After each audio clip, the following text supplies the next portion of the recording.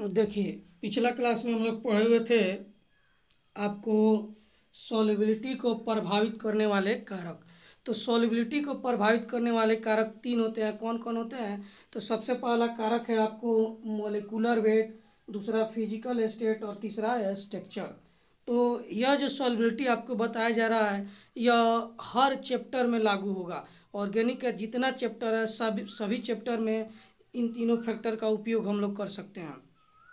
और सभी कंपाउंड का सॉल्युबिलिटी इन्हीं तीनों जो है कि फैक्टर पर निर्भर करता है। तो इसमें सबसे पहला आता है मॉलिक्यूलर वेट। तो मॉलिक्यूलर वेट पर कैसे जो है कि सॉल्युबिलिटी निर्भर करता है इसको हम लोग समझते हैं कि होता क्या है कि जिस कंपाउंड का मॉलिक्यूलर वेट अधिक होता है उसमें नंबर ऑफ मॉलिक्यूल अधिक होते हैं। उनको जब पानी में डाला जाता है तो उनके मॉलिक्यूल छोटे छोटे टुकड़े में टूटते हैं और फिर जाकर पानी में सोलबल होते हैं, यानी कि विलय होते हैं, घुलनशील होते हैं। तो जो है कि जिस कंपाउंड का मॉलिक्यूलर वेट अधिक होगा उसमें अधिक मॉलिक्यूल होंगे, अधिक एटम होंगे, उनको तोड़ने में अधिक ऊर्जा लगेगा, अधिक समय लगेगा, इसीलिए उनका सॉल्युबिलिटी क्या होगा? कम होगा। तो हम कह सकते हैं कि मॉलिक्यूलर वेट बढ़ने से सॉल्युबिलिटी कम हो जाता है, घट जाता है। आप इसका उदाहरण ले सकते हैं। आप बाज़ार में जाइए और एक गुड़ खरीदिए, एक छोटा सा गुड़ और एक बड़ा सा गुड़ लीजिए। तो छोटा गुड़ जो है उसको पानी में डालिएगा तो वह बहुत जल्दी ही पानी में घुलकर सॉल्युबल हो जाएगा, विलय हो जाएगा। लेकिन बड़ा सा गुड़ का जो ढेला है वो पानी में जल्दी आसानी से नहीं घुलेगा, उसमें अधिक समय लगेगा। इसीलिए कहा जा सकता है कि मॉलिक्यूलर वेट बढ़ने से सॉल्युबिलिटी क्या होता है? बढ़ता है। तो यहाँ पर हम लोग लिख सकते हैं with increase in with increase INEASE with increase in molecular weight solubility increases with increase in molecular weight solubility increases molecular weight solubility increases molecular weight बढ़ने से सॉल्युबिलिटी क्या होता है? बढ़ जाता है। तो इसको हम लोग अच्छी तरह से यहाँ पर समझ जाएंगे कि मॉलिक्यूलर वेट बढ़ने से सॉल्युबिलिटी क्या होता है? बढ़ जाता है। अब आते हैं हम लोग का दूसरा फैक्टर, इसमें था physical state, EHSICL, physical state. तो फिजिकल स्टेट में क्या क्या हो सकता है? तो कंपाउंड सॉलिड हो सकता है, लिक्विड हो सकता है और फिर गैस हो सकता है। तो अलग अलग फिजिकल स्टेट कंपाउंड का सोलबिलिटी यानी कि विलयता क्या होता है? अलग अलग होता है। जैसे ठोस है वो लेट से विलय होंगे, लिक्विड उनके तुलना में आसानी से विलय हो जाएगा और गैसियस मॉलिक्यूल नॉर्मली कंडीशन पर विलय नहीं होते हैं। तो यह फिजिकल स्टेट वैरी करता है, किस कंपाउंड का कैसा फिजिकल स्टेट है उस आधार पर यह डिपेंड करता है। तो यहाँ पर आपको फिजिकल स्टेट पर जनरली यह क्वेश्चन नहीं आता है क्योंकि हर कंपाउंड का फिजिकल स्टेट हम लोग के लिए जानना संभव नहीं है। तो लेकिन यह फैक्टर काम करता है, इसीलिए आपको यह बता दिया गया। अब आते हैं आपको तीसरा फैक्टर आते हैं स्ट्रक्चर, STRUCTURE, स्ट्रक्चर। तो स्ट्रक्चर कैसे डिपेंड करता है सॉल्युबिलिटी पर? तो देखिए यहाँ पर बताया गया कि जो कंपाउंड पहले टूटता है, पहले पानी में घुलता है, वह सॉल्युबल हो जाता है।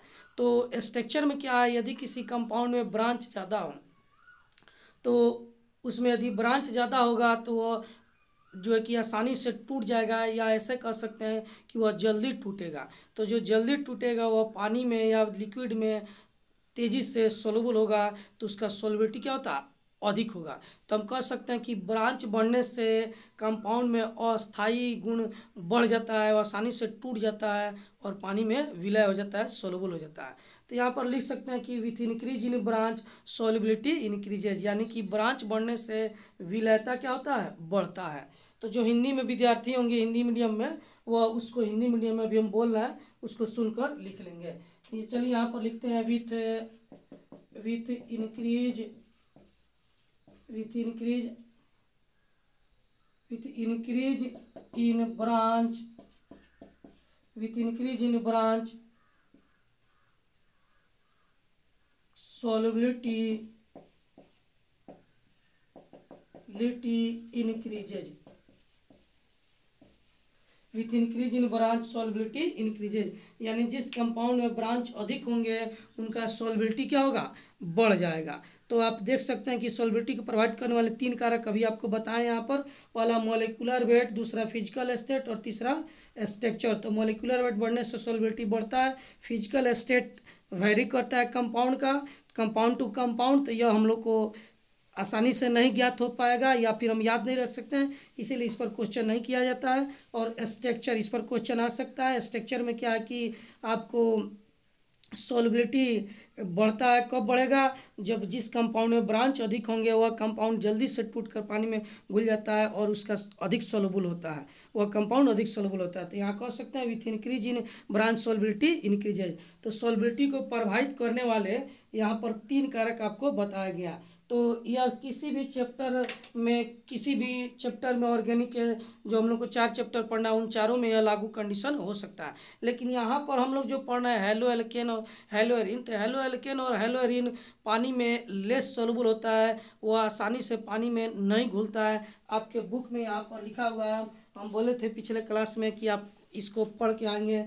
देखिए यहाँ पर लिखा हुआ है, यह लाइन में आप देखेंगे तो स्पष्ट हो जाएगा, इसको अच्छे से पढ़ेंगे तो यह स्पष्ट हो जाएगा। तो क्यों नहीं जो है कि घुलता है या सॉल्युबिलिटी जो है कि क्यों कम होता है हेलो एल्केन का, तो उसका कारण आपको पढ़े थे कि पढ़ के आइएगा। तो उसका कारण यह है कि अल्काइल हैलाइड जो है या एराइल हैलाइड जो कंपाउंड है वह वाटर मॉलिक्यूल के साथ हाइड्रोजन बॉन्ड आसानी से नहीं बनाता है।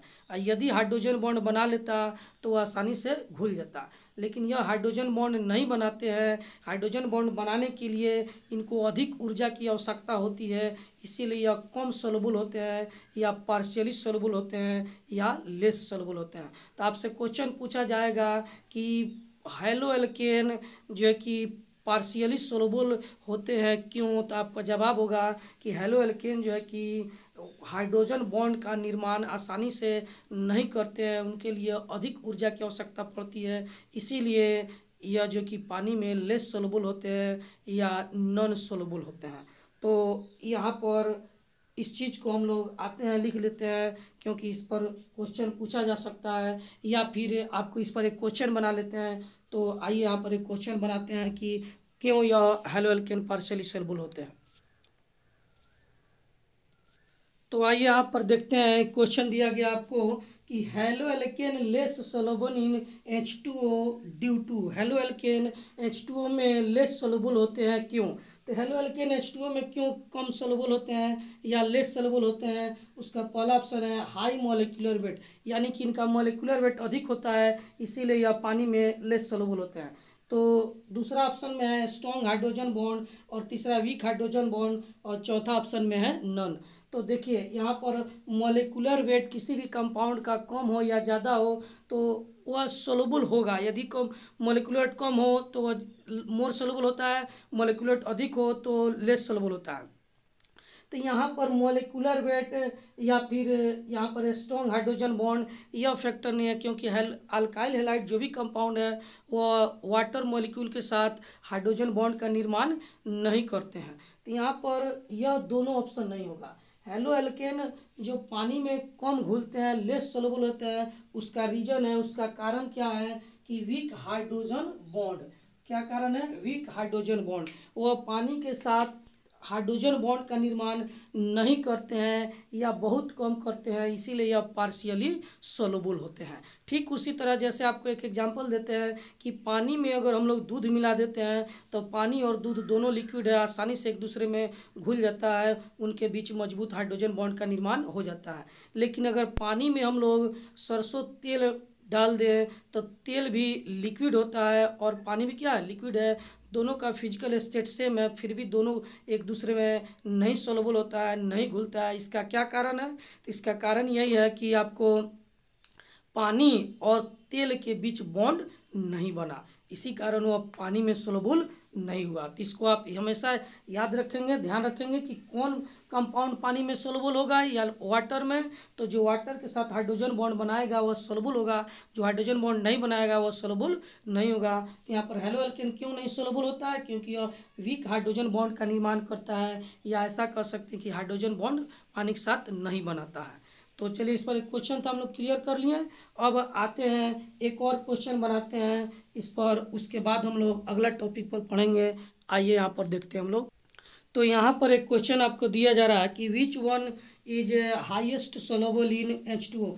H2O मॉलिक्यूल में कौन सा अधिक सोलोबल है। तो आप देखेंगे पहला ऑप्शन है अल्काइल आयोडाइड, दूसरा अल्काइल ब्रोमाइड और तीसरा अल्काइल यानी मिथाइल क्लोराइड और चौथा मिथाइल फोलाइड। तो यहाँ पर ऑप्शन होगा आपको डी।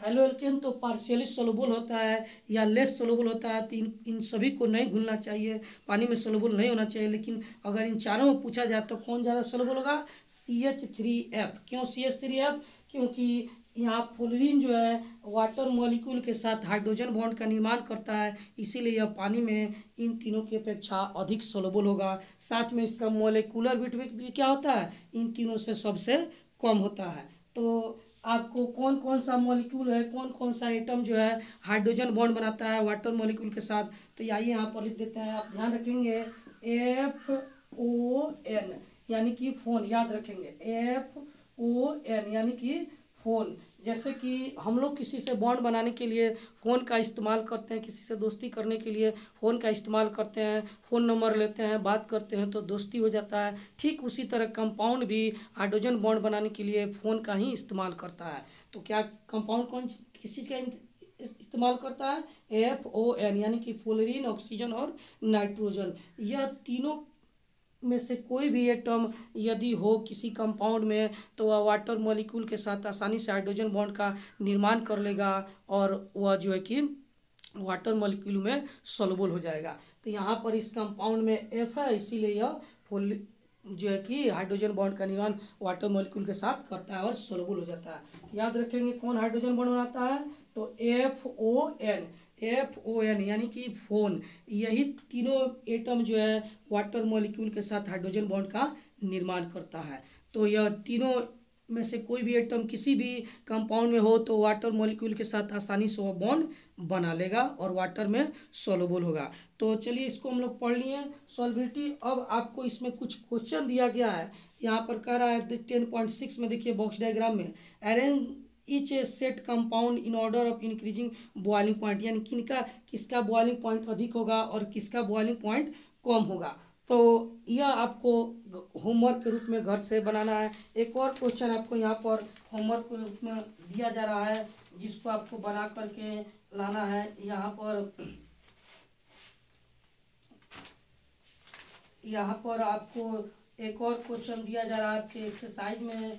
यह क्वेश्चन है, इसको जो कि अरेंज करना है कि इसका बॉइलिंग पॉइंट कम है और किसका बॉइलिंग पॉइंट अधिक है। तो यहाँ पर जो है कि चलिए क्वेश्चन आपके बुक में अभी नहीं मिल पा रहा है, तो हाँ यह क्वेश्चन है जो आप चाहे तो इसको बना सकते हैं। यहाँ पर इस क्वेश्चन में बना सकते हैं 10 ये एक्सरसाइज का क्वेश्चन है 10.18। इसमें बॉइलिंग पॉइंट और मेल्टिंग पॉइंट के बारे में क्वेश्चन दिया गया है जो आपको हम पहले से पढ़ा चुके हैं। तो इसको आप बनाएंगे 10.18 बनाएंगे और फिर आप कौन सा क्वेश्चन बनाएंगे, यहाँ पर जो बॉक्स डायग्राम में अभी जो क्लास हुआ है उस बॉक्स डायग्राम में यहाँ पर 10.6 में दो क्वेश्चन हैं। इन दोनों का जो है कि बॉइलिंग पॉइंट किसका कम होगा किसका अधिक होगा, 4-5 कंपाउंड है उनको अरेंज करना है। तो आप जो है कि इसको बनाइए और फिर दिक्कत हो तो हमसे पूछिए। इसके बाद हम लोग शुरू करेंगे chemical properties of haloalkane. तो केमिकल प्रॉपर्टी जो है कि बहुत इंपॉर्टेंट टॉपिक है, इसको हम लोग अगले क्लास में पढ़ेंगे। आपका फिजिकल प्रॉपर्टी समाप्त हो गया और केमिकल प्रॉपर्टी लास्ट टॉपिक है। उसके बाद हम लोग इस कंपाउंड का यूज पढ़ेंगे और यह चैप्टर हमारा समाप्त हो जाएगा। लास्ट में इसका कुछ क्वेश्चन है, क्वेश्चन भी हम लोग बनाएंगे। तो आप इसको पढ़िए, देखिए, समझिए और फिर आपको कुछ कन्फ्यूजन हो तो हमसे पूछेंगे और जो होमवर्क दिया गया है उस क्वेश्चन को आप बनाइए और फिर दिक्कत हो तो हमसे पूछेंगे।